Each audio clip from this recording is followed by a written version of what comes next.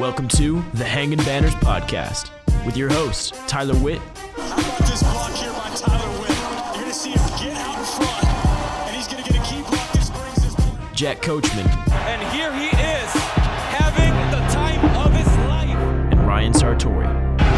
He may be short, but he's thick. That's thick with two C's. And we are live with episode 3. Welcome back to Hangin Banners. I'm Ryan Sartori. That's Jack Coachman. That is Tyler Witt. And we're ready to bring you all the action from this past week in a nice little podcast. Boys, it's been a week. Good to see you guys. Great to be back with the fellas. Yeah. Another good week of sports, and we're slowly going into the actual off-the-field football season, which is here in Illinois. It's starting to get cold, and the temperatures on my phone are telling me it's going to get colder. And this is exactly what I wanted to start with because, Tyler, I know you're up in Canada, but we're from a similar part here down in Illinois, and I just want to let you know that this is the beginning of Fat Boy Fall. And well, I know you're not fat. You are thick, and you can still appreciate I saw the tweet the other day, and I was ecstatic. I was like, "You're damn right, it is Fat Boy Fall." Gather the bannermen. It's time. It's time to go to war. Fat Boy Fall. So yes, Jack, you're right. The tides are turning. No more is it hot boy summer. It's now time for the big boys to enjoy themselves. Flannel up, hoodie up, get ready to go. Maybe wear some 5-inch inseam shorts if I'm feeling really into the holiday or the holiday season, so to speak. Anyway, I want to start with this because I think it's probably the biggest topic of news in sports from the past week. We have the 4th ever member of MLB's 700 home run club, Albert Pujols, finally did it. He hit 21 home runs in a season to collect number 700. And like I said, one of 4 guys now ever to reach that mark. I want to know, what would you do if you were the person that caught home run number 700? What would you guys do? I think, as a kid, I grew up watching Albert Pujols, and so I think I would try to hold on to it. I know it's something valuable to him, but I guess the fan side of me wants to keep it. I get the accomplishment. I get what that ball means to him as a player, but to say that you have that, like, you could pass that down to your kids, like, that's something that you can hold on to forever. Finders keepers. Yeah, sneak it out in my coat. See, I think that's too important of an artifact that I would be worried, right? It's like the same reason that people who win the Mega Millions or the Powerball don't want to reveal their identities, because when people know that you have that thing, all of a sudden you're like on edge, and who's trying to leverage this? Who can I trust with this information? I think what the modern world of sports has forced everyone to do, and what I probably would do, is leverage it for as much as I can with either MLB or the St. Louis Cardinals, right? Like, don't be one of the, kids or even adults who kind of get suckered into. No. I'm saying don't be one of the people that takes a bad deal. Right. Is you'll hear sometimes like, oh, they caught this awesome important ball and then swapped it out for like another signed ball by Albert Pujols, and I'm like, no, I know this is worth a lot more to you. Like, I want some suites at Busch Stadium next year. Like, I want perpetuity. I want those suites. Right. Like, give me a signed bat, give me a signed glove, like, give me some pictures with the team, give me a tour of the stadium. Like, I don't think it's greedy to ask that, because the greedy move that they're going to tell you is keeping the ball and not giving it back. So if that's the line for greedy, give me all the other stuff. Make it extra worthwhile for me turning it in, because the resale market's got to be huge. I would have to say that ball probably sells for a couple $100,000, if not $1 million. Like, that ball is extra special. You think there's only ever been 4 700th career home run balls ever hit, and this is the first one since 2003, 2004, whenever Barry Bonds broke the mark to get into the 700 club. And so who knows when you're ever going to see one ever again. This ball is super important. And Tyler, I could see why you might want to keep it and hand it down through the generations, but I'm kind of on the same page with Jack. I would parlay this thing for the king's ransom. I would make sure that maybe I have enough collateral that I can sell some stuff and make up my student debt, that I can, whatever it takes. I would go get the suites. I'd ask for season tickets. I'd ask for like a picture with the team when they win the World Series. Like I want to be on the field with the group of guys. Like I would ask for anything, because that's how important and special and valuable that ball is. Nothing is too big here, right? You got to dream big, ask big, and they'll continue to try and meet in the middle until they get what they want. So maybe my starter would be, hey, I've got home run ball number 700. I'm a really big fan of the defensive shift. You can have this ball if you unban the shift and see what they do next. That's a callback to episode 1 for all of you. What are we going to call our fans of this podcast, right? Friends? Bannerman? Bannerman? Make that the second drop of medieval pomp and circumstance. We're We'll think of gathering the something Bannerman. We could think of something. What about like hanging fanners? Hanging Is that a fanners. word? Fanners? Is The fanner a term? fanners? I don't know. Yeah. Is Is that a word? stoolie a word? No, but we can call No. fanner a word. I just want to make sure it's not already a word. Fanner is one who fans. So what about we'll just change it? One who is a fan. We'll figure something. We'll figure one who is a fan of the Hangin' Banners podcast. I like it. All right, all you fanners, you hanging fanners. That's not great. It doesn't You might sound have to work on that. It's not Workshop on. We'll bring it back to the lab this week. Yeah, we might have to workshop this one. I'm seeing what I like to do with the light here. I feel like I'm washed out because of the window behind me. So pardon me for just a second. Anyway, the home run 700, that ball was taken home by the fan who collected it, and I'm sure he's at home drafting up some sort of wild proposal that will net him tons and tons of stuff. I was taken by it because Pujols, I never thought that he'd get here. I didn't think he'd hit 20 plus home runs in a season to enter the club. I thought he'd be sitting somewhere like Alex Rodriguez, maybe 5-7 home runs shy of 700 and pandering that last year to enter the club. But instead he gets it done. He can retire at the end of the year. Albert Pujols, I thought this was interesting. Of the 4 people who are in the 700 home run club, took the longest to get from 500 to 700. It took him almost 8.5 years to go from 500 homers to 700 homers. The shortest on the list was Barry Bonds, who did it in just 3.5 years. Yeah, that is an impressive stat. I mean, it speaks to the career longevity, right, of a guy that there aren't too many athletes in American professional sports that come to mind. We've talked about it in the past with people like it came up with Serena Williams.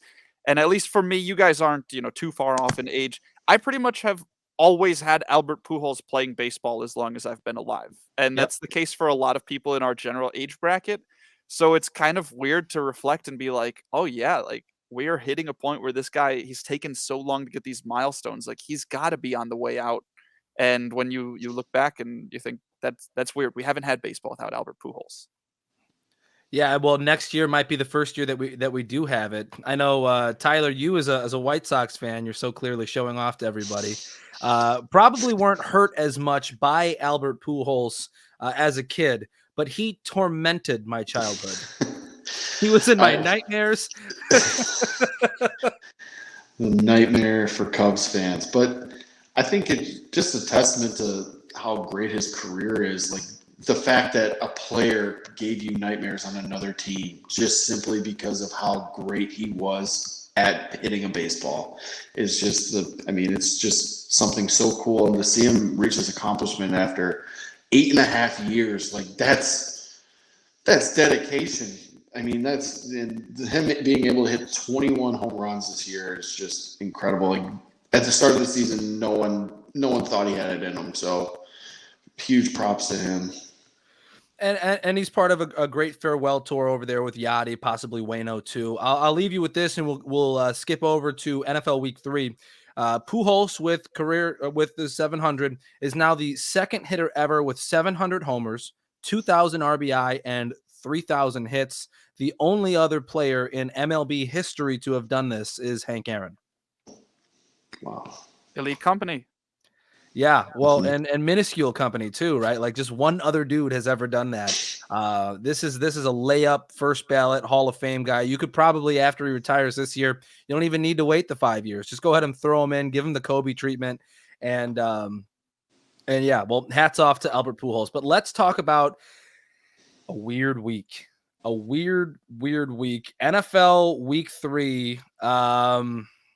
I kind of want to start with the question that Jack, you and I talked about last night amongst our Fortnite battles.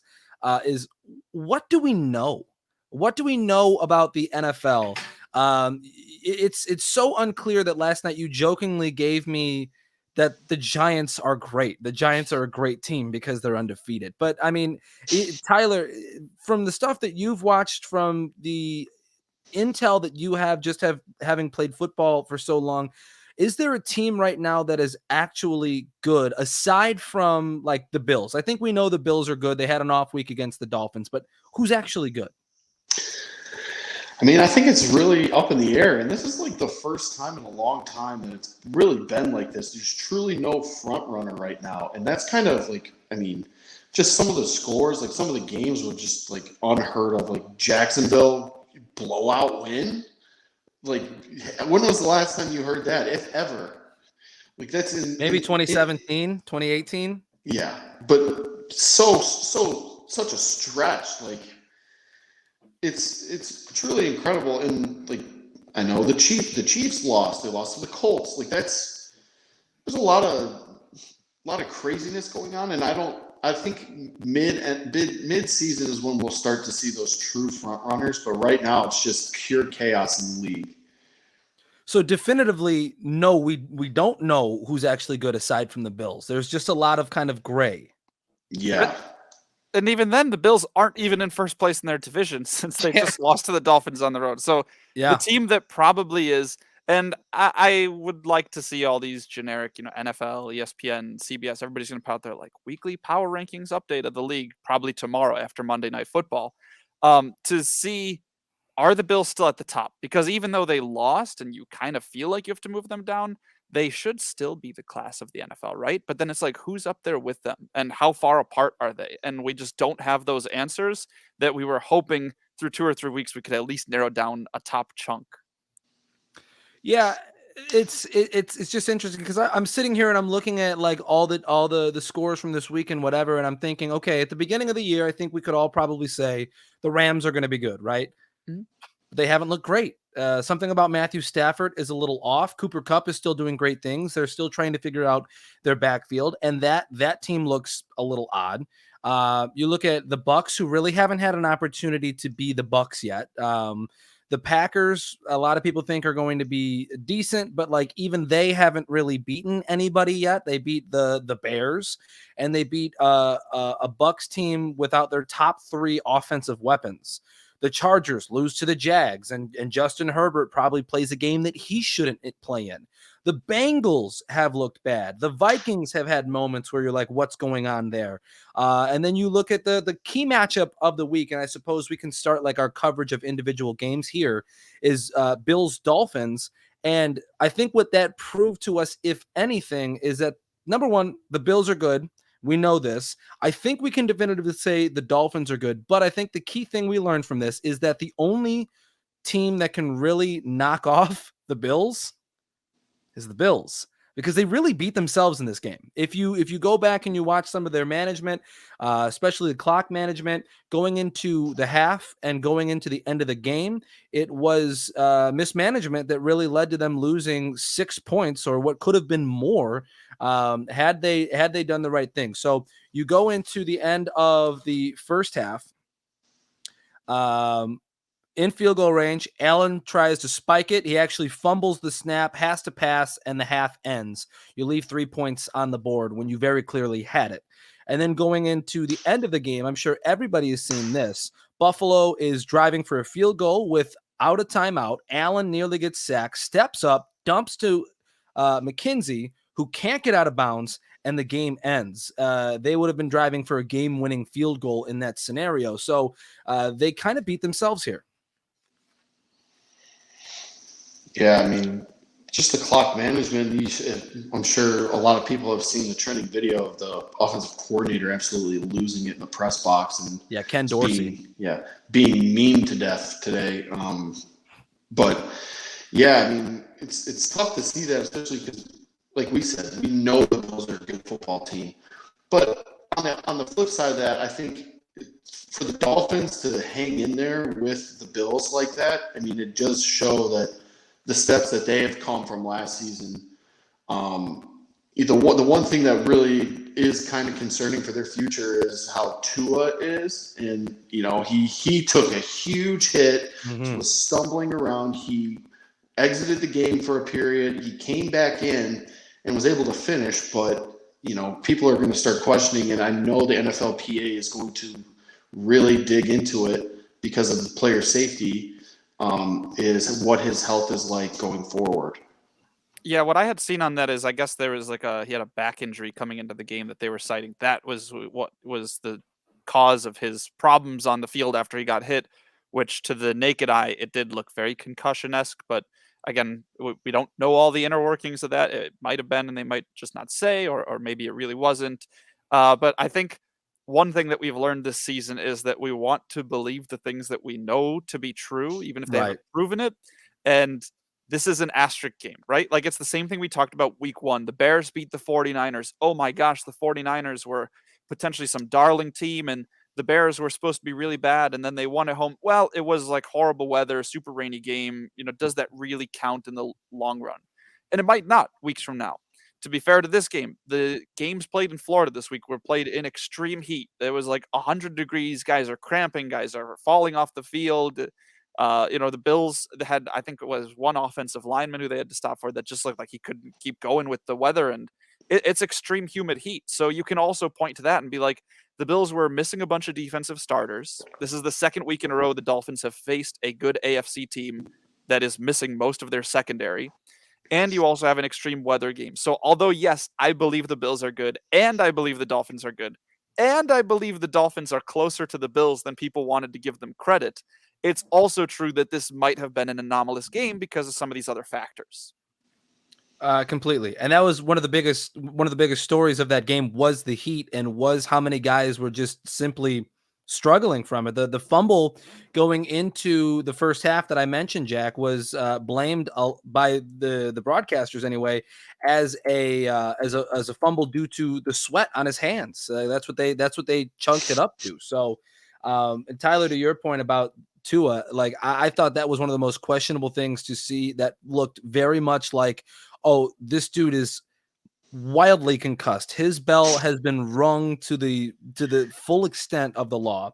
And it was so bad. I didn't have Red Zone this weekend, so I was kind of staying up to date on the other NFL games through Twitter. Somebody ended up saying that it looked like he was doing the stanky leg out there, which might be a little crass. But still, like, if somebody looks like that, he's concussed. And so, yeah, the NFLPA is going to look into that. And I like calling this an asterisk game, Jack. I think when we have more tame conditions for Buffalo, Miami Part 2, we might be able to get a more definitive look, and that comes on later on in the season too. But in terms of just the craziness of this week 3, you can even point at Chiefs Colts. What happened? What happened to Kansas City? Tread lightly, Tyler.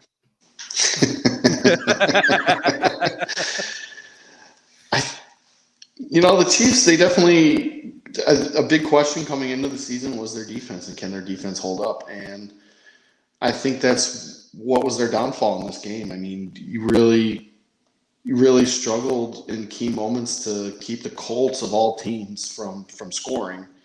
And, settling for field goals is, I mean, they kicked a field goal in the second quarter, kicked a field goal in the third quarter. And even limiting teams to just 3 points, a defense thinks they're doing their job. Like, they're getting them off the field. They're giving less points than they should. And it kind of goes back to the offense then on, picking up their slack and producing so that they can overcome that. Like, the defense did their job preventing a touchdown, But now the offense has to go out on the field and score a touchdown so that they can answer.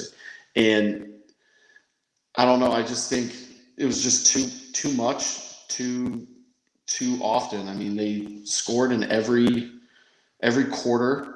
The Chiefs had a horrible fourth quarter where they didn't score. So, I mean, bottom line is you need to score points. And a fourth quarter, you can't finish the game with no points. It's just, it's pretty bad if you don't finish with points. And we saw a pretty rare moment that we don't see too often from Patrick Mahomes, who is viewed as one of the more like modern, laid back quarterbacks that we don't see him argue with coaching staff too often or with officials. It's not like a Brady or a Rodgers, but we did see him get into it with Eric Bieniemy going into the end of the first half, where he felt like they had enough time to try and run another play and get into field goal range and steal some points. And Bieniemy, kind of just signaled like, we'll roll into half. We're good. I think at that point I'd have to check. They might've been up 14-10 or something like that. And it was a glimpse into what is a struggling offense now. And I don't think Tyreek Hill was the glue that held this offense together, but I do think that you can look up and down the offensive skill positions on the Chiefs and say, these are guys who have underperformed what we believe their ability to be. Mecole Hardman was supposed to be a quality starting receiver in the NFL based on his draft stock. He is now fine, and he's getting more reps, maybe more targets than he has in the past, but he has at no point, stepped up and been that guy. So they bring in Juju Smith-Schuster, who had a phenomenal first year or two in the NFL with Ben Roethlisberger and then started to slip last year. And, maybe going and being the one in Kansas City will revitalize his career. He has been good, but not great. Clyde Edwards-Helaire was a first-round running back taken at the end of the first round. He had 7 carries for 0 yards and a touchdown. It's a unique stat line. It makes you laugh a little bit. You're like, that's your starting running back that got 0 yards in a game. They weren't blown out the whole time. They established the run might be an antiquated sort of approach to the game, but it is important to have a running back who can get you positive yardage. And so I think we might just need to reevaluate and go, Mahomes is amazing. We know that. Him and Kelsey are an almost unstoppable connection. But part of it is there has to be a supporting cast, and somebody's going to rise up, whether it's Juju, whether it's Marquez Valdes-Scantling, who had woes in Green Bay, whether it's Sky Moore, the rookie they drafted, who we haven't seen much of on offense. Somebody's got to step up because this offense doesn't steamroll every team like they did 2 or 3 years ago. And Jack, I think that to your point about Tyreek Hill might not have been the glue in this offense. There was a great tweet that kind of showed why Tyreek Hill is important to an offense. It was by Mina Kimes, and it was on the long connection that Tua and Jalen Waddle had in the Buffalo game this past weekend. And it showed the tracking of the defensive backs and how the gravity of Tyreek Hill and how scary he is and how much you have to game plan for him completely frees up Waddle down the middle of the field for a chunk of 50, 60 yards. And so that's, I think, why he was so important to that offense. When it wasn't him, it was Kelsey. When it wasn't Kelsey, it was Hill. And so they're still struggling to find out how to take that gravity, right? How to take that planet that was Tyreek Hill moving through a secondary and create that. I think that's probably something to point at in this loss, because it's looked different in Indy, but that still is a good defense from years past that hasn't lost a bunch of pieces. If anything, I think they've added pieces with Stephon Gilmore, who came up with a huge tip pass at the end of the game to seal it. But you also mentioned the running game, and I'll use it as kind of a transition to the next game that I wanted to talk about, and that was Jacksonville and the Chargers. And I'm wondering if maybe Brandon Staley isn't the genius that we think he is. So many people have lauded him for being kind of the modern NFL head coach, and looking at analytics and applying that to a traditional game plan and kind of having this hybrid look. But through the first 3 weeks, their offense, I think, has looked extremely one-dimensional in that they are passing a ton, even with a dinged up Justin Herbert. I wanted to look and see who the leading rushers were for LA. And if you look, it's actually kind of a scary looking stat where you've got Eckler, who's probably a top 8 running back, and that's being generous with how low you're ranking Eckler. But week 1, the lead rusher is Austin Eckler with 36 yards. Week 2, it's Austin Eckler with 39 yards. Week 3, it's Sony Michel with 22 yards. And so I start to wonder, and you guys can weigh in and maybe tell me I'm wrong. Again, maybe they're one-dimensional. Maybe they're not using the run enough, and they're kind of discrediting that part of their offense. I agree. I think, like you said, they're really relying on Justin Herbert to come out and just sling it all over the yard, which he's more than capable of doing when he's healthy. And I think that's what we kind of got this week was you had a Justin Herbert who was coming off of a questionable injury. He probably was limited in practice all week to go out there against a Jacksonville team who is unexpectedly decent. Like they're a pretty good football team to put up 38 points on the Chargers. So, that combination and then not having the run game to get back to, you don't have Justin back there to make those throws all the time. So you have to mix it up with the run. And it's pretty much what we were saying with the Chiefs. You can't just have Travis Kelce's always there. We can get a Travis Kelce, but what happens when he's covered or we need to change something? You have to be able to rely on something else. And it's clear the past 3 weeks that they really haven't relied on a lot on the run game, and they're really counting on Justin Herbert's arm to win them games. Yeah, I think that when you look at the Chargers offense, you see that Austin Eckler has been for the last few years a dual threat running back, but more in the style of he's actually a receiving back that they also just don't want to take off the field. He's never represented a power rusher in the way, in my mind at least, the way that other receiving backs kind of do. Like you have Christian McCaffrey is a receiving back, but he also runs at people. Eckler doesn't have the same vision in my mind. And so I think they're actually trying to get a run game developed. And we've seen now for a few years different guys who have come in and they're supposed to be the backup or not even the 1B, but a clear 2 to Eckler or somebody they can bring in on the goal line. Sony Michel, I thought, was a great addition based on what we had seen in limited opportunities over the last couple of years.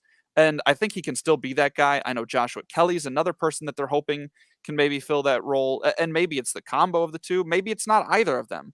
But they want to use Eckler in a certain way, and that isn't traditional running game. So it could be fine. We've seen other NFL teams in the past that don't need a traditional running back to have an effective quote-unquote run game. The New Orleans Saints from a few years ago are an example in my mind when Alvin Kamara first broke out and Drew Brees was first getting his arm strength questioned. Their run game was pretty much dump off passes, right? It was running back screens. It was running back flat routes. It served the purpose of a run game. So it's possible the Chargers start to lean to that with Eckler being their most gifted running back. But something's not right. And it could be just Herbert's health for now. I'd like to see how Sony Michel gets implemented going forwards after being the leading rusher this week. I just assumed that you're coming in with an injured Herbert. And while he did still have flashes of normal Herbert, right? He had an incredible pass on the run to Jalen Guyton. But I would just assume that in a situation where your quarterback's injured, he's going to need a little extra help. You would try to run the ball more than 11 times in a game. Yeah, this game did get out of hand pretty quickly too, which forces their hand a little bit. The Jaguars scored early, and then they scored again, and then they scored again, and it was the two game turnovers early that was like that led to 10 points for them, and they were on Justin. The interception really wasn't his fault, but then a strip sack leads to a touchdown, and that is his fault technically, but. Right. I'm interested to see how that team evolves and how they respond to a loss from Jacksonville. I think they have Houston next week.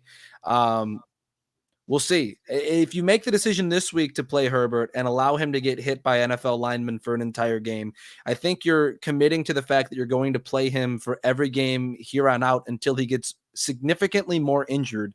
And if that happens, the season's done.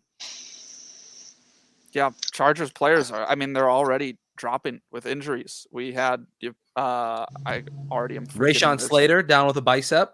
Yep. And then Jalen Guyton, who you mentioned also, I think it was announced that he's out for the season. And Joey Bosa is being reported as having a significant groin injury. So Oh, you're I didn't see that thinking, one.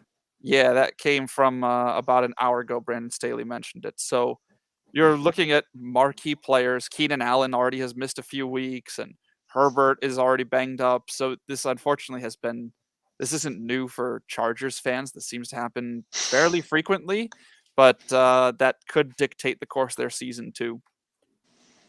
So I want to end on this game. If you guys have anything else you want to throw out there, please feel free.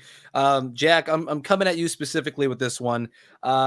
Eagles beat the Commanders, and it was a dominant win. It was a 3-quarter shutout, and the Eagles are legit, and I don't want to hear anything else. Eagles are a legit team. I think Jalen Hurts has looked incredible this year. I think the addition of A.J. Brown is only going to make that offense more explosive. The moment they figure out which running back they actually want to use, I think that team is going to ascend even further. The defense looks dominant. Yeah. No, I mean, to this point, you're right. Now, I'll defend that it's still early enough. Here comes a butt. Wait a second, because I know Eagles were a very popular pick. I was on the Cowboys, which I'm going to at least put the little note next to that, like missing Dak Prescott hurts. I think that's a fair thing to account for. But Philadelphia hasn't played Dallas yet. Hey, you know what? We'll see tonight on Monday Night Football. It happens. I'm looking at my preseason, my game by game picks, and I have the Eagles starting the season 3-1. I had them losing to Detroit week 1. I thought that might be a surprise team. I'm going to say that the spirit of the pick was correct. The Lions did surprise a lot of people, and they ended up making it a 1-score game by the end. But you beat a Vikings team that we haven't seen a lot from. You beat a Commanders team that has been playing well above their weight level. I mean, Carson Wentz has been getting lauded in both the NFL and fantasy community for his performance in the first couple weeks. And it's not a shock that now that he's had a bad game, I'm not hearing anybody go, "Oh my gosh, can you believe Carson Wentz struggled?" Instead, it's like "Oh, right. There he is." So go ahead. You know what, Eagles, if you want to hang your banner on the fact that you beat the Carson Wentz Commanders and you beat the first game of the Hard Knocks Lions and you beat Kirk Cousins in Monday Night Football where his record is like 2 in a million, like, all right, go for it. But I'm not ready to officially hitch my wagon to the Eagles. I'm impressed with how dominant their offense has been. I'm impressed with how varied their use of skill position players has been. Everybody's gotten a piece. They already have like 8 different guys who have scored a touchdown. There are things to be impressed by, but I still would not, in my mind, consider them a team that I would pick to beat some of our preseason favorite teams, like a Chiefs, like a Buccaneers, like a Bills, like a Rams. Sure, the Eagles are good, but I don't have them as cream of the crop yet. All right. That's fine. I need everybody to know how much it takes me to buy into a Philadelphia sports team. I am not a huge fan of I can't say that town because I've never been there, but like just the online presence of their sports fans irks me to some extent. And so for me to really buy into a Philly team, like I have to really be on board with them. I love the Eagles. I love watching the Eagles right now. I want to end our talks with the NFL with an award. I'm introducing the Nate Hackett Coach of the Week award, where you don't want to win this one. You don't.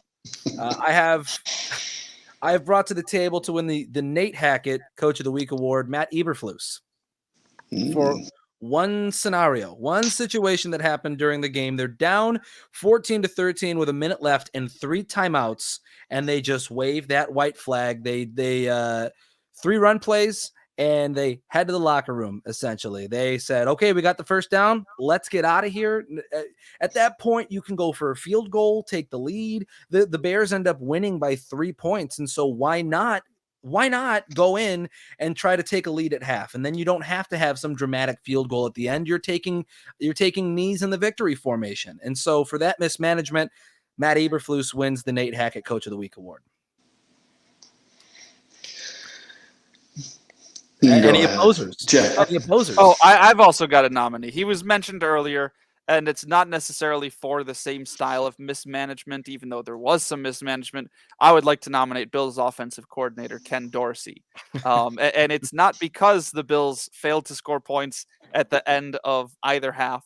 and it's not because of some slight clock mismanagement issues. It's because of the viral clip of him smashing the tablet, which apparently now he and the rest of the world is realizing might include some fines from the NFL, who had just hours before the game started announced that in lieu of Tom Brady's repeated smashing of tablets, nobody can do that anymore or they are subject to fine. So I think it's the responsibility in sports, the referees, the announcers, the players, and especially the coaches to know the rules of the game. He forgot that rule. He broke it. He got caught on camera doing it, and I imagine there will be a fine incoming. So he gets my Nate Hackett lack of awareness coach of the year, or coach of the week, not year. That's not steep enough for a yearly award. 2 points on that. I love that there was some assistant coach that was aware enough to realize there was a camera in the booth and that Ken Dorsey was going nuts and he covered it with his hand so that he could finish his tantrum. There's that, and I think that he also broke a key rule. Tom Brady ruined it for everybody when he didn't realize the rule that every NFL fan has, and that's that everybody only gets one TV. In your life, you can break one TV because your team lost a game. Tom Brady broke 2 tablets against the Saints, and for that, there are now rules and sanctions in place so that nobody can break 2 tablets in one game. Okay, let's move on to Count Your Wins as I change the little banner here. So cool. Shout out to StreamYard. No free ads, but we also, No, absolutely a free ad. This is very nice to see these little banners. I like it. Count your wins. I would like to go first. I had a really cool situation happen to me on Saturday. It's been kind of a break for me for play-by-play broadcasting, but I got a chance on Saturday to get back in the booth and call a homecoming win for the Judson University Eagles. This is my second year calling football for them, so I was really grateful to get back in the booth and call some touchdowns. Man, it was a great time. That's nice that they put on a homecoming event for you just for coming back for the next season. That's so sweet, man. I didn't know you had that kind of rapport. Yeah, it was fun. I forgot how fast the game is when you're broadcasting it and when there's not extended time between plays. Like the D1 level, I assume as a broadcaster is a little slower. Judson is NAIA, and so there's not commercial breaks and there's not like extra time to take in between snaps. And so they just kind of get up and go. And if they're running with any tempo, you're like, okay. And it's, I think it's second and what, you know what I mean? Like you have to really speed it up. And so it was a lot of fun. First quarter was a little rocky, but we settled in. And I think I got some stuff to add to the tape. I did tune into it for a little bit, and I texted Ryan about this, but the video was just so horrendous that I couldn't keep listening, like just because like I was trying to watch the football being played, and I would get 30 seconds of straight sun. Yeah, so they had sun cam. You've seen like the Greg Olson sweatshirt cam that they had yesterday on Fox's Game of the Week. This was sun cam where they were intently staring at the ball of sun that keeps us all warm. But it was good to hear you back in the booth, and it's like you didn't miss a step. Yeah, it certainly felt good. It felt good. But with that, let's move along. Nobody wants to hear about old Ryan. Let's hear about some stuff that's going on in Jack and Tyler's world. All right, I'll jump in front then. It wasn't anything crazy exciting. One of my hotter takes in life, and maybe at some point I'll change it, is even though I've been a diehard sports fan and music fan for a long time, I definitely prefer the comfort of the home atmosphere. I would rather watch sports on TV than, at a big stadium. I would rather listen to music on my phone or, on my computer than go to a big concert. I get the appeal in live events. I work in live events, but that's not my bag. I did get a little bit of renewed enjoyment of an out-of-home experience on Saturday when I, again, you could keep this on the record, was watching college football. Whoa! At a Buffalo Wild Wings. And I was like, oh, you know what? When you don't go to a sports bar, or specifically in this case, a Buffalo Wild Wings that is packed with people, it's actually really pleasant to just be surrounded by screens. Somebody's coming and bringing you, drinks and food. And obviously it's not like you're catered to, it's all free. Like, yeah, there's a cost to it. But I'm like, this is actually kind of a nice way to watch sports. I could totally see, a group of people goes and we're having a good time, but part of the condition is it's got to be like half full. I don't want the service to be slow because there's so many people. Not that would be the server's faults. I don't want to have to be in like this one weird table where we're far away from all the good games, but that did get me closer to live and public events. So I would like to count that as a win, as I can watch TV outside of my house with comfort now. Good for you. Jack the Hermit got out of the house this week. Thank you. Tyler, count your wins. Yeah. Go ahead.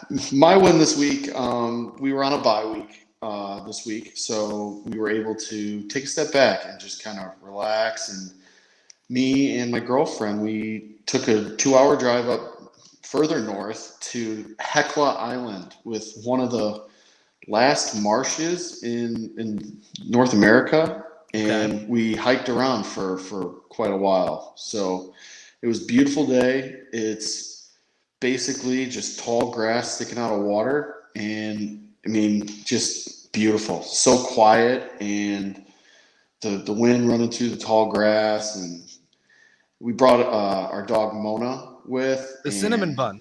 The cinnamon roll, yes. She made it out of the house and wasn't sleeping, but we did hike around, and it was very enjoyable to explore an island of all things in Canada. So I'm going to count that as my win this week. Make sure next week when you join the call here, make sure that you change your name on the bottom to Mr. Worldwide. This is an international show. Yeah, good point. Yeah. Oh yeah. We're all in the same time zone, but it's an international show. Intercepted at the goal line, worst of the week. I will let Jack lead. Okay, my intercepted at the goal line is the AFC West. All of them. I don't know how many times we're going to see them actually intercepted at the goal line, but you have the Los Angeles Chargers, the Kansas City Chiefs, the Las Vegas Raiders, who all lost. And not only lost, but lost to AFC South teams, who I have proclaimed time and time again are bad and potentially the worst division in the NFL.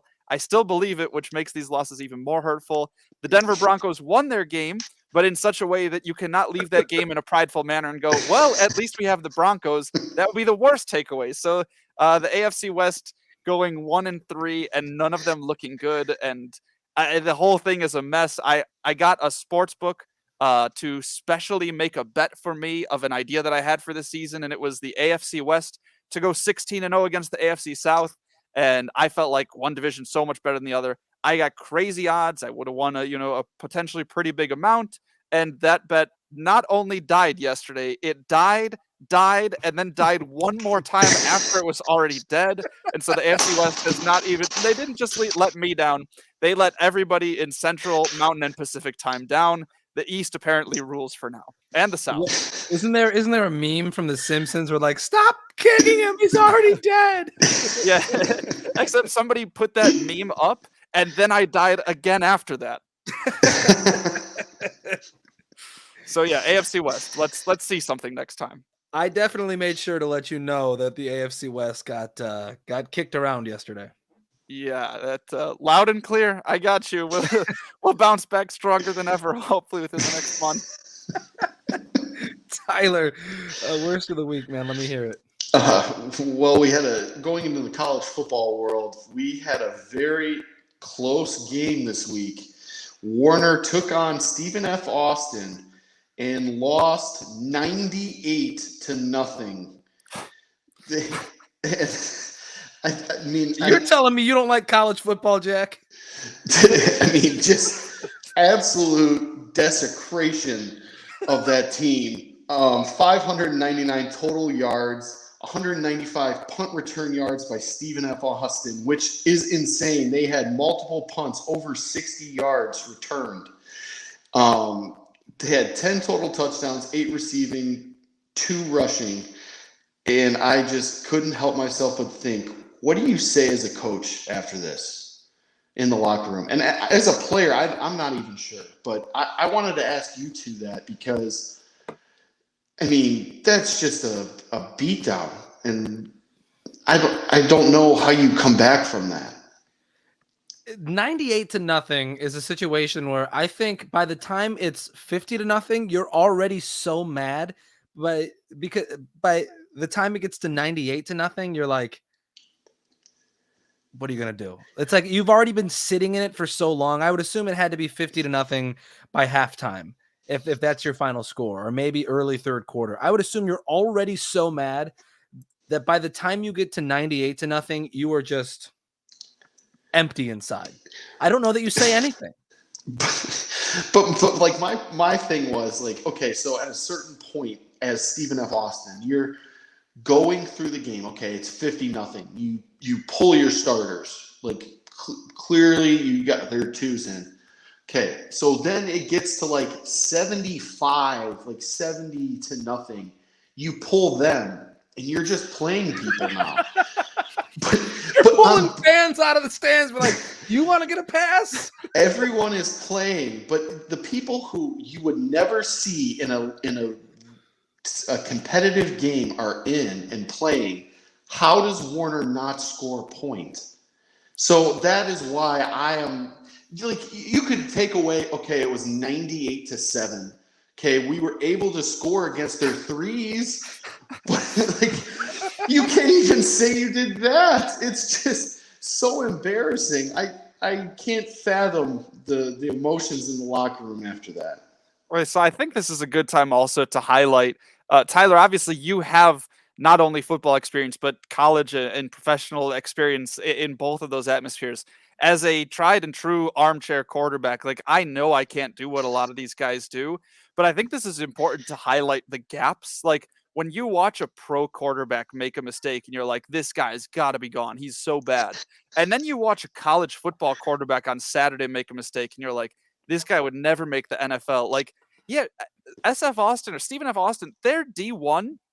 That's the drop, right? Is even the lowest D1, maybe not even scholarships. You're talking potential walk-ons at that point. Like they still have to be really good to get recruited. So I might get fired as the coach of Warner for saying that, but I just remind the guys, like, look, this would have happened if we played, the Dallas Cowboys. It doesn't matter how deep they went to their bench. They got guys who are a bit better, which, it's not a great tactic to coaching, but I think that's the best I could offer in that situation. I want to know, as the Stephen F. Austin coach, what do you say to the other coach when you shake hands after the game?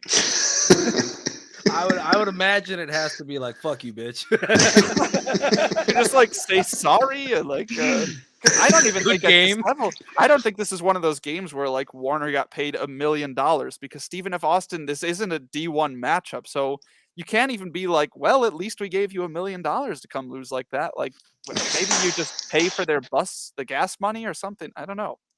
That's like do you walk to the middle and be like, good game? Yeah. Oh, send the assistant. Like, oh, I got to head to the locker room. Like somebody else. Send a Raven. All right. I'll wrap up Intercepted at the goal line with the Chicago White Sox.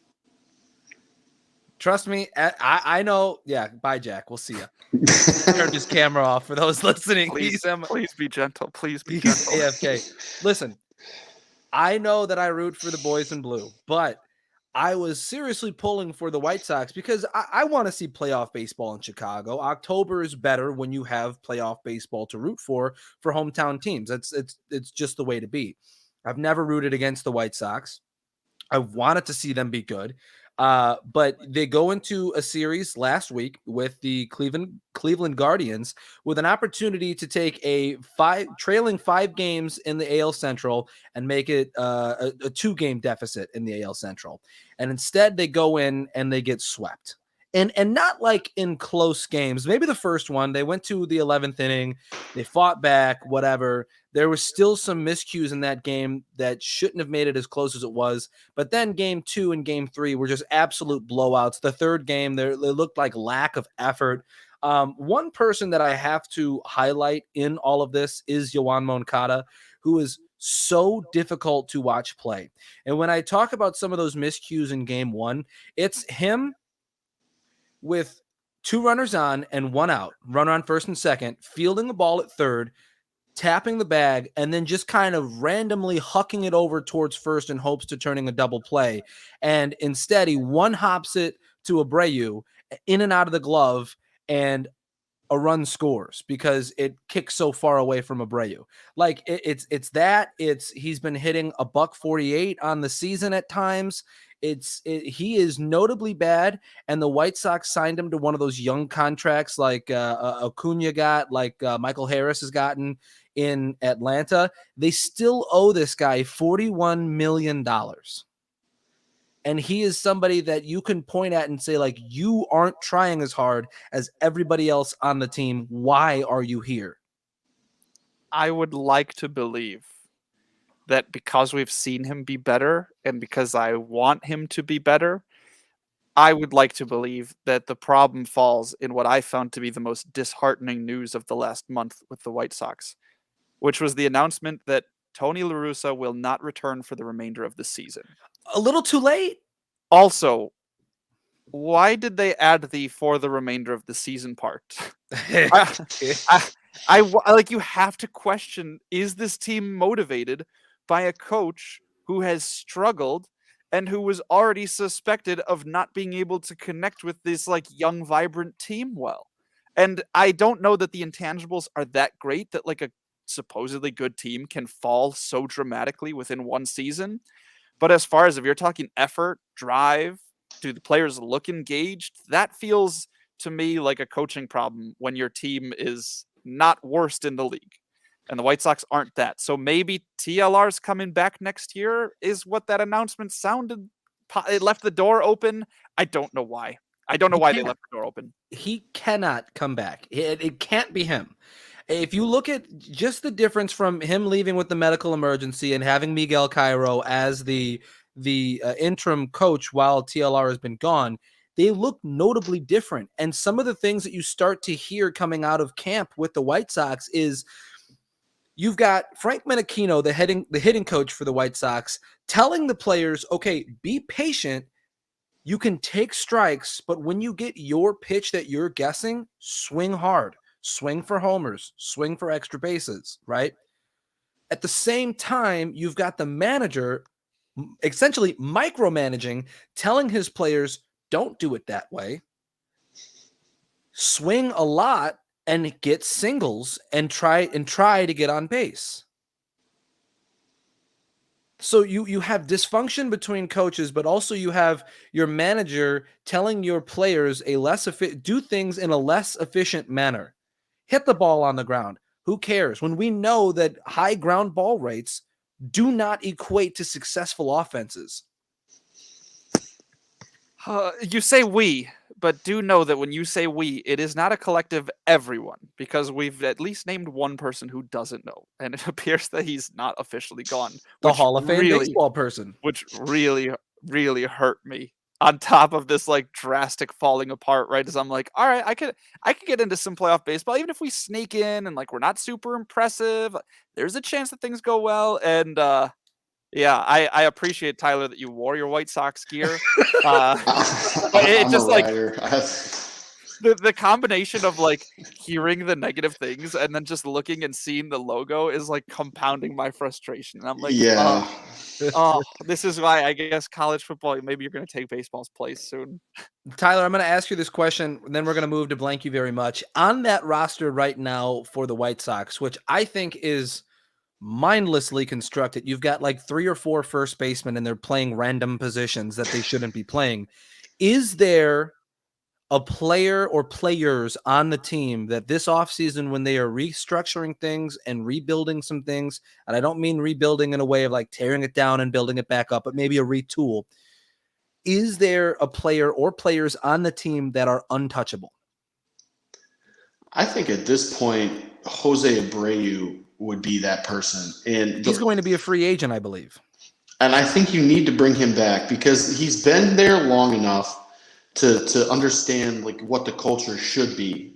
And he's a leader, it seems. He's a powerful hitter. And I think that if you gave him that, okay, this is your team. You need to take this and you need to build. We can't be at this point in the season next year and have the same result where we're sputtering out. We're not committed to competing.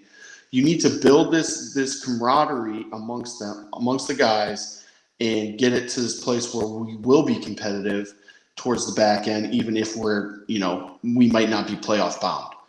But I think that the only person that I see doing that is Jose Abreu.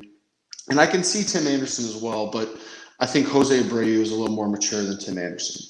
I would say there's two guys. I would love to see them bring back Abreu, but also you have 3 or 4 first basemen on your team that can fill that role. If you move Andrew Vaughn from right field to first base, you actually give him an opportunity to be successful as a baseball player.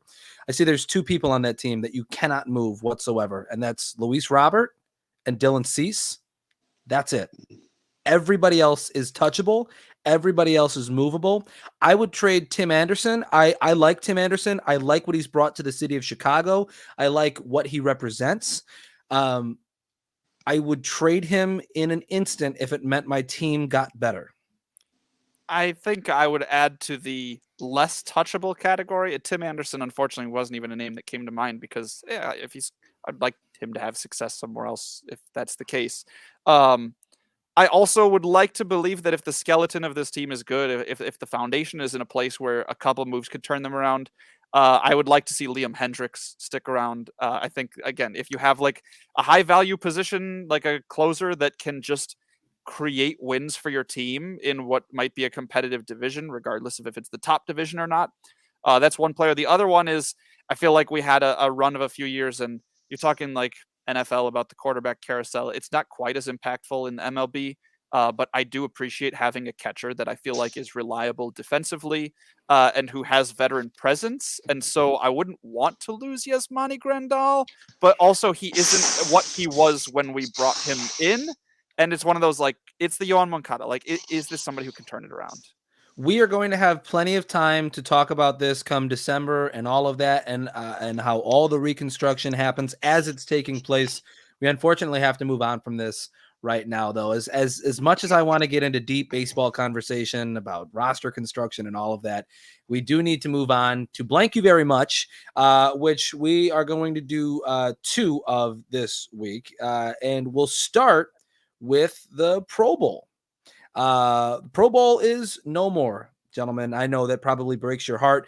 The traditional full contact showcase will be discontinued after 70 years of use. We'll now have the Pro Bowl games, which is supposed to show off the NFC and AFC players in football and non-football skills games. I don't know. We'll probably see more dodgeball. Maybe we'll see. And it's supposed to include a flag football game as well. Some other notable things about it: Peyton Manning's Omaha Productions will shape programming and promotion. The decision was made in conjunction with recent Pro Bowlers from the NFL, and the NFL hopes to increase popularity of flag football with the use of a flag football game.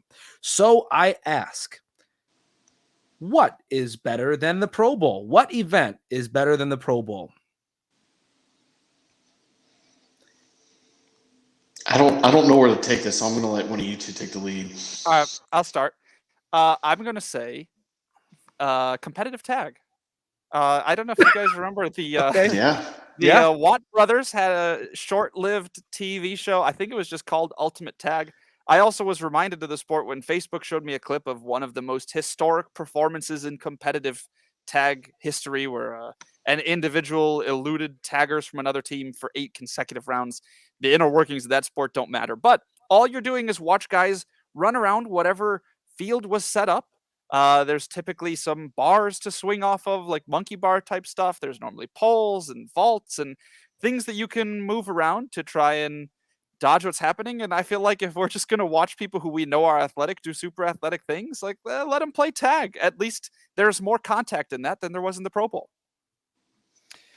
Yeah, well, and it feels like the Pro Bowl over 70 years has given us exactly one highlight, and that was Sean Taylor demolishing a punter. And all other highlights come from like Pro Bowl week, right? It's showcasing personality and interviews and cool catches exactly on the practice field. But the actual game itself, it continues to get less and less watchable year over year. And so it's like, okay, you're proving to me that these guys are awesome at what they did, and it's a combination of wanting to reward them for a successful campaign and also celebrate the game, and they haven't found a good way to cross that. So, give me, if you could take the 88 Pro Bowlers or whatever the number is and put them all in one gladiator arena, set up some tag obstacles, I'll tune into that. Yeah, or like a competitive Sharks and Minnows game would be fun. Oh, there we go. See, and people can relate to that. We all played that. Yeah, and who didn't love a good game of Sharks and Minnows? Mm-hmm. Okay, I have a snarky answer and I have my real answer. My snarky answer is any like award show, the Oscars, the Grammys.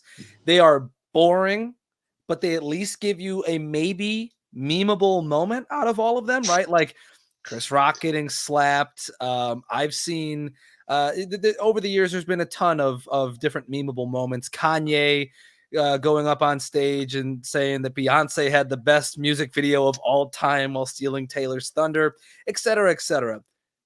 That's my snarky answer. My real answer is the best like all-star event weekend. Jack, we've had this conversation before.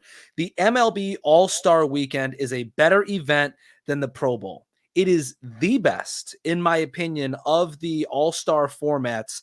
I think they get it right more than anybody. I think that they use their opportunity to interview players in game. I think this year was probably the best they've ever done with in-game interviews and things like that. They literally had us going through the ones and twos and the motions with pitchers and catchers. And that's so incredibly value for like the novice fan, so interesting for the expert fan to like sit and listen and go through and figure out why they're throwing this instead of that. We've seen it happen with outfielders and some infielders too, but like the MLB All-Star Weekend is a much better event than the Pro Bowl or the NBA All-Star Weekend for that much. I'll give you the Pro Bowl. I'll give you that one. We could hash this out some other time, but the home run derby is a bit of a farce, and the MLB All-Star Game is the one that, at least I'll give you, the MLB All-Star Game mirrors the actual like play of their sport the best, and so fans of the sport should appreciate it the most, even though it's not quite as much of a spectacle. Your turn, Tyler. I would have to say that the strongman competition is better than the Pro Bowl. And I think it just boils down to, I like to see people pick up really heavy stuff. And I think everyone has some entertainment in that. I think, how many times have you like seen a gym fail and have laughed? Well, now imagine someone succeeding, but it's 10 times the amount that you could even fathom lifting. I think that if you got a group of offensive linemen and defensive linemen and do like just teams and do a straight up strongman games, I would tune into that. And I think it would be super interesting to see them toss kegs around and move Atlas balls and try to do walk with a yoke. Like that would be so cool. And you could even bring in like some pretty big faces like Brian Shaw. Like, even though the sport of strongman isn't well known, I feel like Brian Shaw is one of the most marketable people for a sport. Like he is pretty much the face of strongman. And I feel like even the people who don't really know about strongman, they know who Brian Shaw is because they've seen his face, or they've caught a video of his on YouTube or seen him on Instagram. So I think that a strongman event for the NFL players would be a very fun event that would be better than the Pro Bowl. I could definitely see that. I like the way you took that too, especially like the O linemen, the guys who never get any glory. If they were to like do a strongman competition, and I think that'd be a lot of fun. Yeah, we need to hear what these mini games or whatever they're putting on for Pro Bowl week. We need to hear what they are, because maybe they do have like position group based events. That would be pretty cool. The commercial that they're already peddling around is Justin Jefferson asking to use jetpacks in some way. So we'll move on to also George Kittle was asking how many tight ends does it take to pull an airplane. Oh, so that that's got a little bit of a strong man, right? Yeah, they do airplane pulls. That's very true. I think you guys are on the same page, you and George Kittle. CTE bros for life. Hard knocks. It's a hard knocks life. The second one that we're going to do is who was redeemed more on Sunday. Was it Mark Sanchez and Tony Romo with the occurrence of what we're now calling the butt punt? Or was it Dan Orlovsky with Jimmy G's safety by stepping out of the back of the end zone?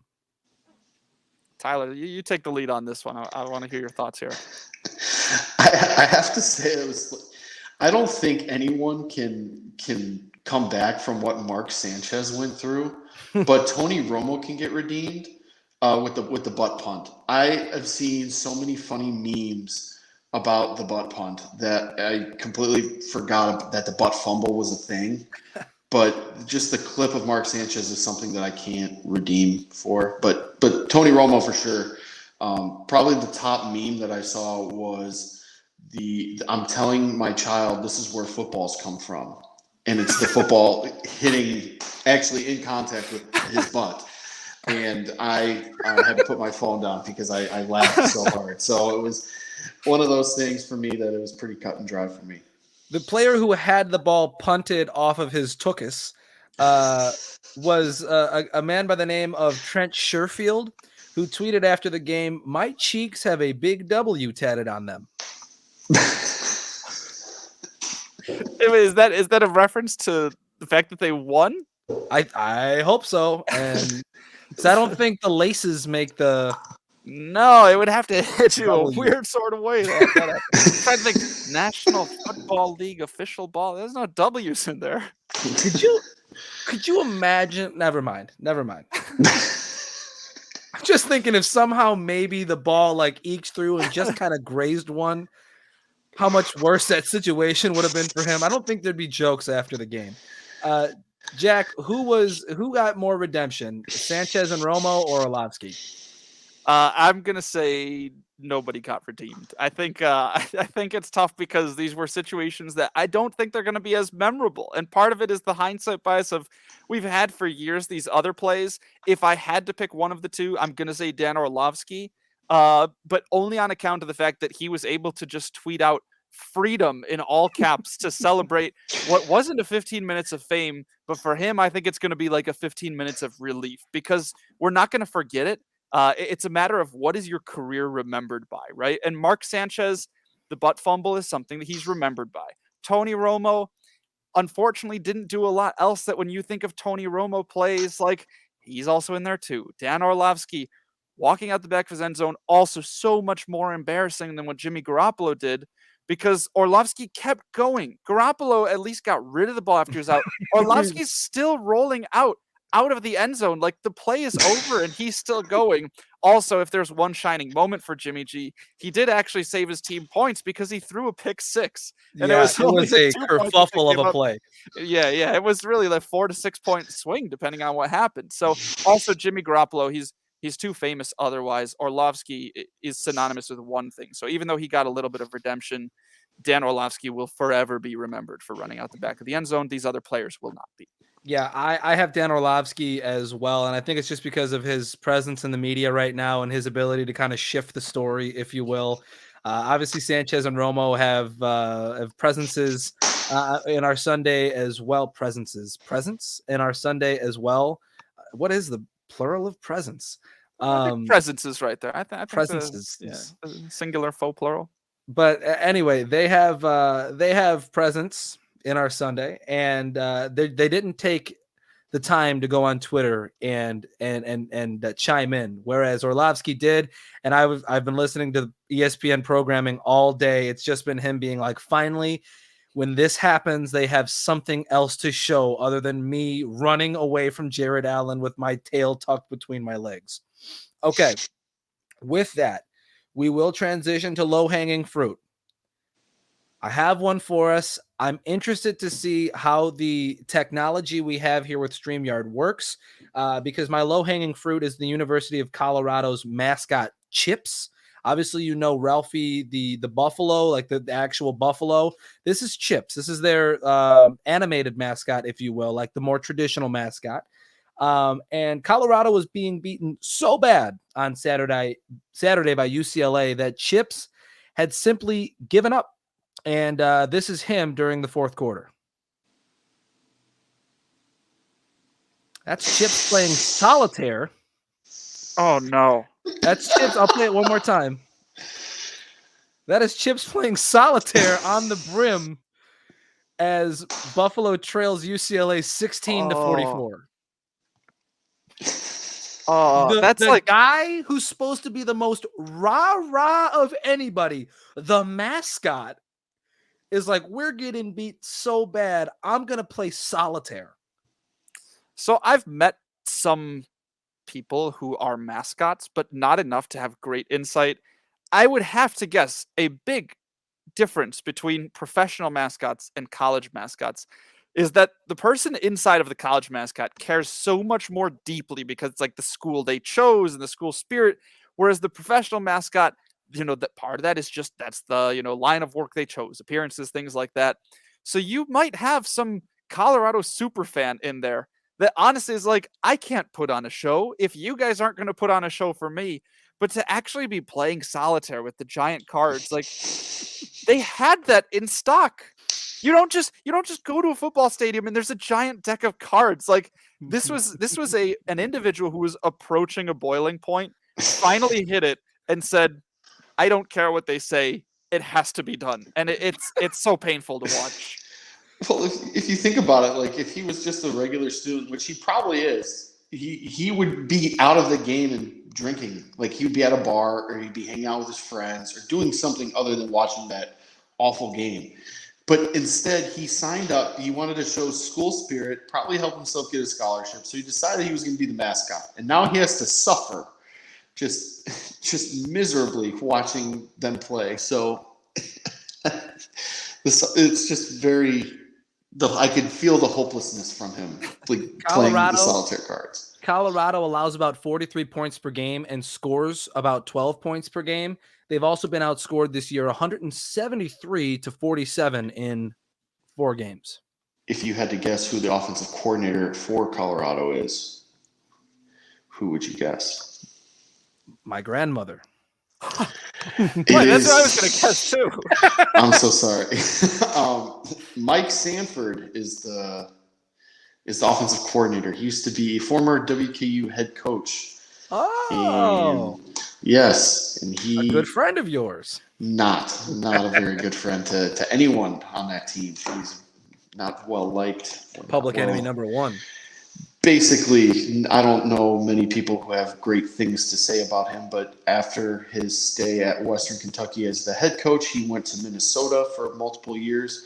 And I believe last year was his final year with Minnesota, and he went out to Colorado after.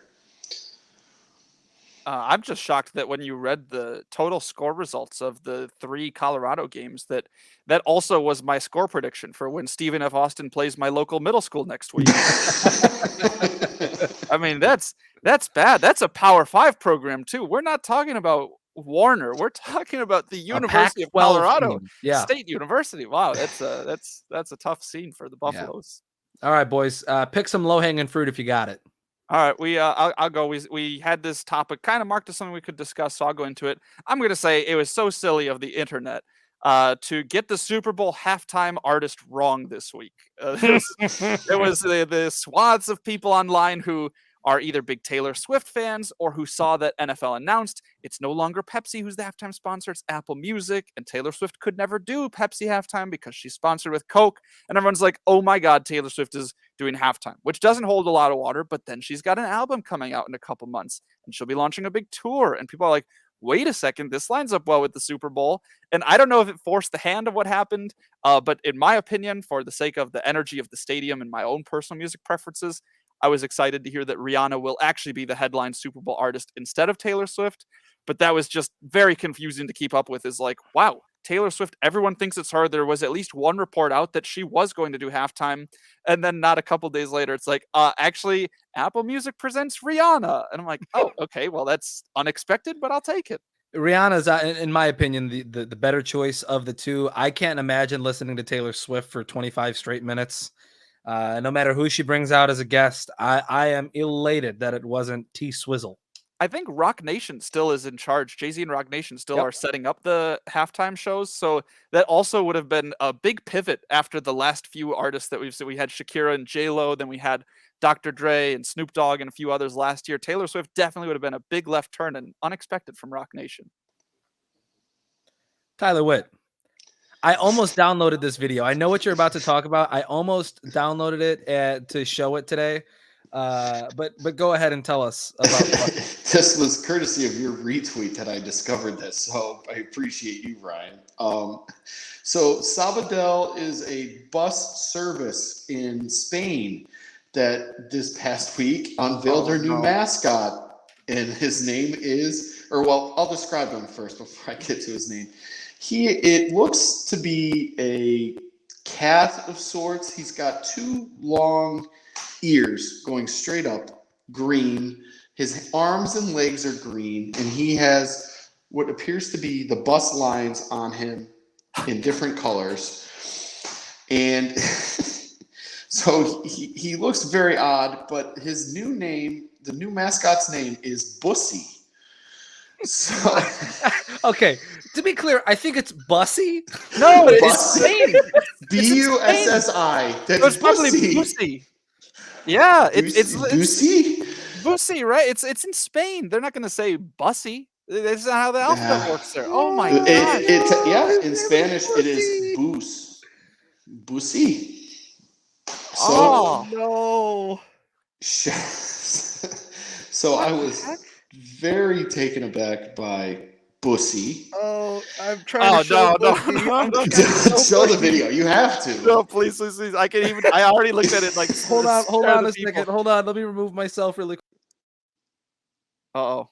All right. I'm trying my best to show Bussi. I can't though. You know what? The background? Just follow at Hangin Banners on different social media platforms. We can put something up there. You say, in reference to, because it could be tricky to put this up. It also is something that. Here's Bussi. Oh, no. Wait, so I looked up. I searched what animal is La Bussi as it's named, and the top result was a blob. It's not even supposed to be a thing. Look at Bussi. He's hitting the dab. When Disney takes over all forms of media, we're definitely getting a cutesy animated movie about La Bussi. Okay. All right. We got Bussi on the podcast. Didn't even take a full month. Oh man. It didn't take a full month, and we don't have any special guests like Alex Perez or something to talk about it, Jack. You know what? I forgot there was something that made me laugh. I saw on yesterday, and now let's be clear about the part that made me laugh. It's announced that Taylor Lewan is out for the season, but I saw the scroll bar at the bottom. It was announced on the Bussin' with the Boys podcast. And I'm like, it's kind of a fun thing to see on the NFL Red Zone scroll. It's per Bussin' with the Boys. This is great, though, that a bus-themed mascot made you think of a bus-themed podcast. This is, I think, exactly what they were going for over in Spain. Yeah. The video we will put on our Twitter, though, so you can see all the great dance moves that Bussi was pulling off, and also all the children that Bussi was scaring and scarring at the same time. That's low-hanging fruit, and we're going to move on to hang a banner. Everybody's got to hang one today, including Bussi.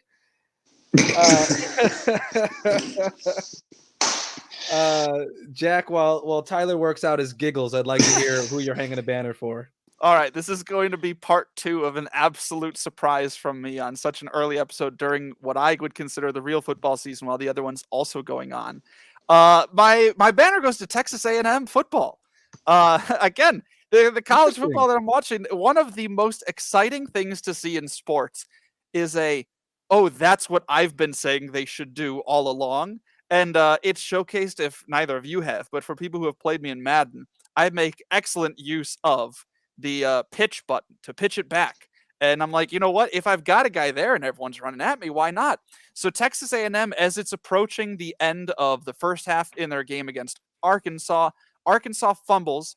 It was recovered by Tyreek Chappell, who realized he was not going to be able to go the distance, got kind of wrapped up, and handed it off to defensive back Damani Richardson, who then ran it the rest of the way for what's an 82-yard fumble return for a touchdown in what ended up being a very close game. It gave them a 1-point deficit instead of a 7 going into half. And I have long been a proponent of use the pitch play outside of the hook and ladders. I understand the risk of a fumble, but especially in the case of a slower guy has a ball and the faster guy maybe could get around, especially on defensive returns.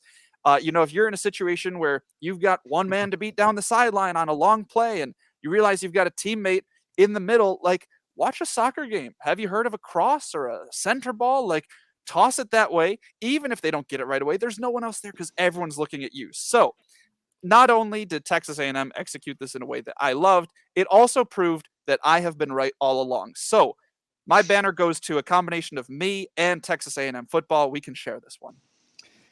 In that game, Arkansas, then a top 10 team, lost in just a tragic way. I took to Twitter and said something along the lines of, Arkansas lost in an awful way. Their fans can't read, and their team lost tonight in an awful way. And I got a response from a very angry Arkansas fan that said, you used awful twice in the same tweet with your second grade vocabulary. And I responded with yes. Yes, I did. Hey, shout out to the fact that they caught that. That's a reading comprehension skill. Yeah, well, I think they just identified that the same order of words was in the tweet twice, and they were like, no, Arkansas fans, it's okay. Your team is still ranked, right? Yeah, ranked 20th. To be fair, I was pulling for the Razorbacks. Yeah, me too, but I quickly changed my mind when I saw this beautifully executed lateral play. Tyler, hang a banner. So this past week, while I was off, I took to Netflix and I watched probably one of the most captivating and sinister series that I've ever seen. Ryan Murphy and Ian Brennan released Dahmer Monster, the Jeffrey Dahmer story on Netflix. And let me tell you, it is every bit as just unsettling, creepy, and like just jarring. Just all 10 episodes, just seeing him and his process, and it's based in fact. Like, he basically told his whole side of the story already before he died, and just the way Evan Peters played him, to the social issues outside of it that I was not aware of, but the consequences of the mass murder of Jeffrey Dahmer. And it's just been something that has really stuck with me, and not in a great way, because like I said, it's very jarring, but it's one of those like series, one of those things that you watch that you just won't forget, but in that way, it's good. And I don't know if that makes sense, but in my CTE brain, that's what clicks for me. So I'm going to hang a banner for Ryan Murphy and Ian Brennan for creating a truly great series, piece of art that captivates what Dahmer was. Yeah, I have a girlfriend who's incredibly into this serial killer stuff. Anything that comes out on any of them, whether it's Dahmer or Bundy or whatever, she's super into it. And that scares me because it sleeps next to me every night. This week I'm hanging my red flag 4. This week I'm building a barrier in the middle of the bed. So I've heard great things about that show. Great in her standards, but I'm sure creepy and unsettling to everybody else's standards. So good banner. I'll close out the show. My banner goes to my 25th year on the planet. We're recording on a Monday because Tuesday, the 27th, is my birthday. While I'm not opposed to working on a birthday, I did want to move it up because we're going to the Cubs game tomorrow. I got to go see my boy Schwarber, who's in town. It's been a year, up and down. Moved to Missouri, came back, battled some demons. All that to say that I'm happy to be here. I'm happy to be on the podcast with you guys. I'll hang a tattered, holy without the sense of Christ being involved banner for my 25th year on the planet. Here's to 26 being much, much better. And here's to people lying about their age on podcasts. Oh, happy early birthday. Or I guess depending on when you're listening, happy belated birthday. Yeah, I hope that this doesn't come off as prying for birthday wishes, because I am not that guy. I typically am somebody who says birthdays suck because I hate replying thank you to everybody who texts you. All right, so here's what we do then. Everybody's going to wish you all at once via Tyler and I, and no one else has to wish you after this. 3, 2, 1. Happy birthday, Ryan. Thank you. I just put out one tweet every year. Thank you, everybody, for the birthday wishes, and hopefully everybody who sent me a birthday text sees it and says, "Oh, okay, he's acknowledged me." But with that, we will wrap up episode 3 of Hangin' Banners. I'm Ryan Sartori. That's Jack Coachman. That's Tyler Witt. This is Bussi. Bussi, La Bussi. Don't forget the La, please. This is La Bussi. And